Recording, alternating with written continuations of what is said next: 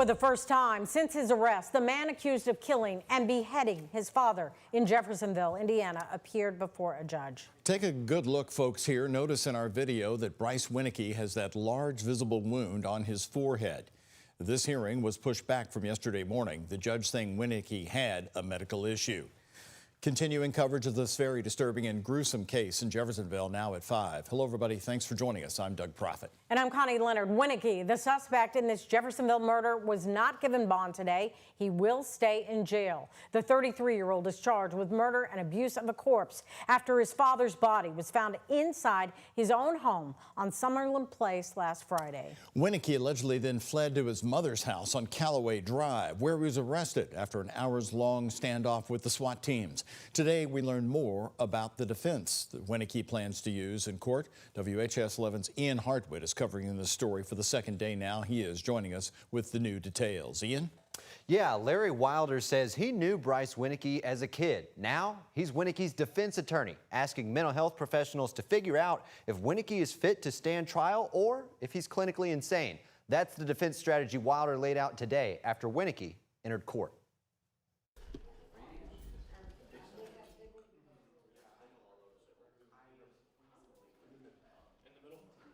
Clark County jail officials said it was a self-inflicted wound as the 33-year-old man hit his head on the concrete floor of his cell. Judge Nicholas Carafa read off the second charge Winnickis faces, some of his family in tears. Bryce Winnickis did knowingly or intentionally mutilate the corpse of Eric Winnickis by cutting off his head. Carafa ultimately gave Larry Wilder, Winnickis' defense attorney, the green light for psychological evaluations. The first will determine if Winnickis is mentally fit to stand trial. The second, if Winnickis is insane. I've known the Winnickis family for over 30 years.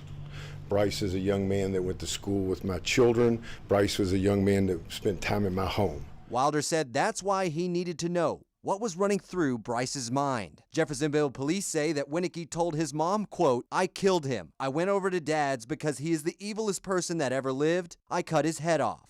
That was on August 15th, the day Eric's body was discovered. For this, Clark County Prosecutor Jeremy Mull is seeking life imprisonment without parole. We intend to seek life imprisonment without parole in light of this murder, in light of his conduct in dismembering the victim afterwards. It's my opinion that he should not be allowed out of prison again. While Eric's body was found on Friday, August 15th, security video shows what police believe is his son entering his father's home 2 nights beforehand. Security video from Friday allegedly showed Winnickis leaving his dad's house with a white trash bag in his left hand. Police say they later collected Eric's head in a white plastic bag inside Bryce's bedroom after his SWAT arrest. Wilder said it's a tragedy for the whole family. And they are doubly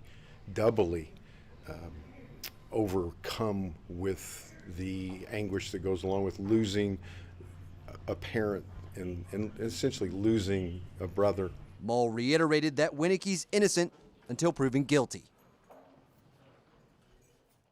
Winnickis' attorney Wilder did not object to the prosecution's request for no bond, so Winnickis will remain in jail. If this case ever goes to trial, the judge selected next February for the date. Live in studio, I'm Ian Hartwitt for WHAS 11 on your side. All right, we'll stay on top of the story. Thank you, Ian. More local news. A woman is dead and a man hurt after an incident that happened right in downtown Louisville. Metro Police say officers got a call about a stabbing on South 8th Street at the Avenue Plaza apartment complex at about 1:30 this morning. Officers found a woman shot and killed inside the apartment. Shortly afterwards, they found a man outside of the same complex who had been stabbed. He was taken to the hospital and apparently will survive. Metro Police say officers are trying to figure out if there's a connection between the victims and what a possible motive could be in this violent attack. LMPD doesn't know who did this, and they ask you to help them out. Their detectives call anonymously at 574-LMPD. New information tonight. A family is suing the Kentucky State Police after they say a car chase that killed a 10-year-old boy was avoidable. A lawsuit filed by the family of 10-year-old Jake Luxemburger gives new details into that crash that killed him. The lawsuit alleges KSP trooper Zachary Napier wanted to avoid going on a missing child call because it would have made him late to a wedding. A KSP Safety Telecommunications manager allegedly suggested that the trooper pull somebody over to avoid being sent on the call. The suit claims that's what led to a traffic stop and a police chase. It claims the trooper followed a Honda Pilot for miles before turning on his lights.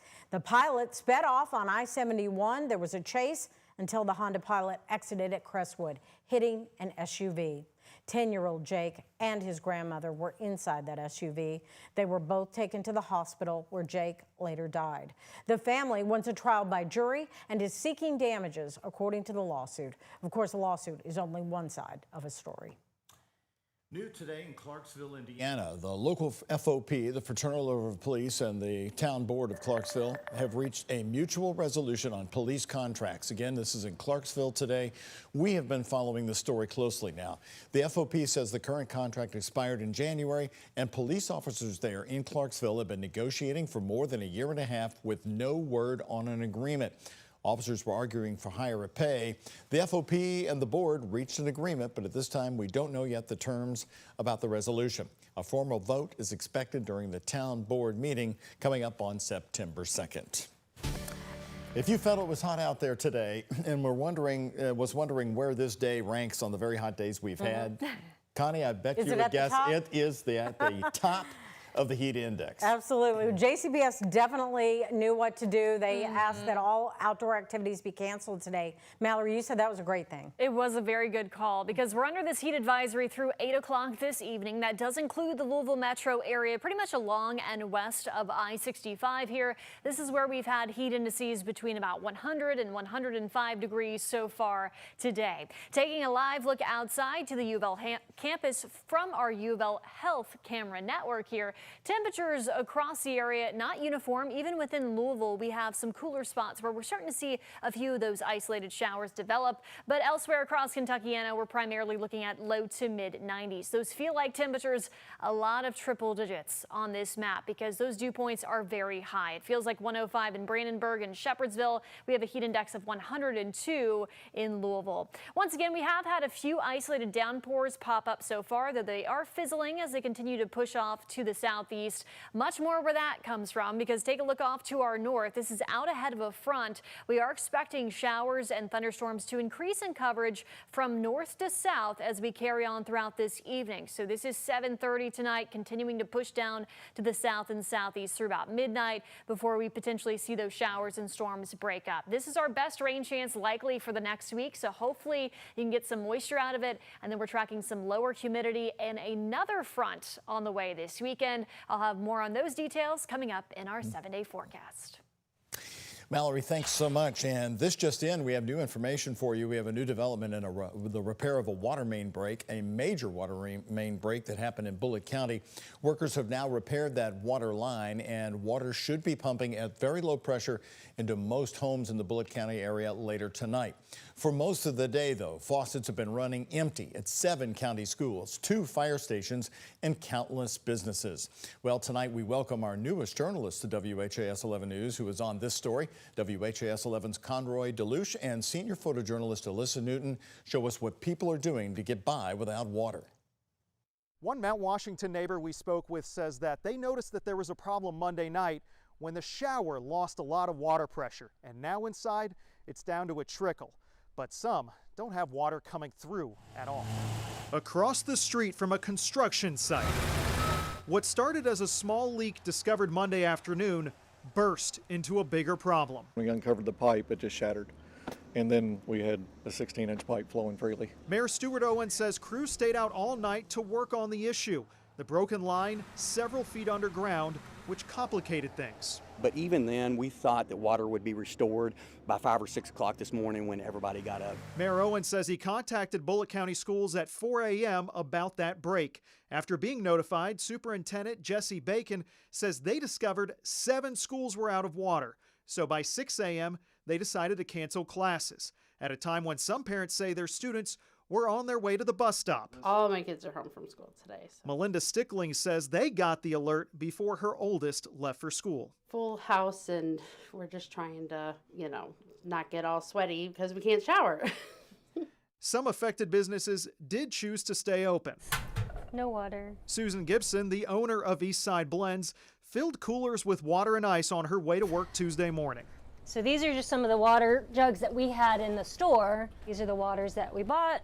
She's hoping for the best, but is prepared for a few days of an inconvenience. And we are working as fast as we can, and we have recruited help from outside the city. Because even after water service is restored, Mayor Owen says the 11,000 affected customers will remain on a boil water advisory indefinitely. In Bullitt County with senior photojournalist Alyssa Newton, Conroy DeLuche, WHAS11 on your side. We checked on fire service, by the way, today. 2 of the 4 Mount Washington fire stations also lost their water, but the chief, Michael Dooley, tells us service will not be impacted. That's because the department has moved tankers around to cover the city, and nearby Zonton and Spencer County fire departments have already offered help if needed. Well, electric vehicle battery production is officially underway at the Blue Oval SK Battery Park in Hardin County. Officials say the first battery from the plant came off the assembly line today. These batteries will power Ford's all-electric F-150 Lightning. The battery park has been a long time coming. Of course, it was first announced in September of 2021, and it's expected to create 5,000 jobs for the area.